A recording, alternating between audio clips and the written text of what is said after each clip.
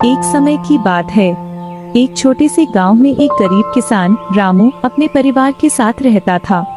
रामू बहुत ही मेहनती और ईमानदार इंसान था। उसकी ईमानदारी और मेहनत के बावजूद वह मुश्किल से अपने परिवार का पेट भर पाता था, लेकिन कभी भी उसने अपने जीवन में गलत रास्ता नहीं चुना था। उसकी यह आदत गांव के लोगों के लिए प्रेरणा थी। एक दिन रामू अपने खेत में काम कर रहा था।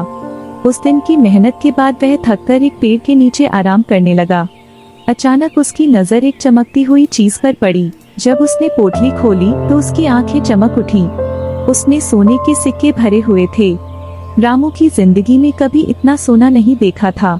वह समझ नहीं पा रहा था कि क्या करे। पहले उसने सोचा कि इन सिक्कों को घर ले जाए और अपनी गरीबी से छुटकारा पाए, लेकिन तभी उसके मन में विचार आया कि ये सिक्के किसी और के होंगे। वह सोच में पड़ गया कि क्या सचमुच उसे इन्हें अपने पास रखना चाहिए। उसकी अंतरात्मा उसे बार बार कह रही थी कि यह सही नहीं है। फिर उसने निश्चय किया कि वह यह पोटली गांव के सरपंच को सौंप देगा ताकि सही व्यक्ति को उसका धन वापस मिल सके। रामू सरपंच के पास पहुंचा और सारी बात बताई। सरपंच ने रामू की ईमानदारी की बहुत प्रशंसा की और घोषणा की कि जिसकी यह पोटली होगी वह आकर उसे ले जाए। कई दिन बीत गए पर कोई भी उस पोटली को लेने नहीं आया।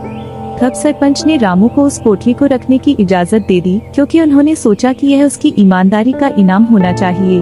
रामू ने अपनी ईमानदारी के कारण खुद के साथ अपने परिवार का भी भला कर लिया था।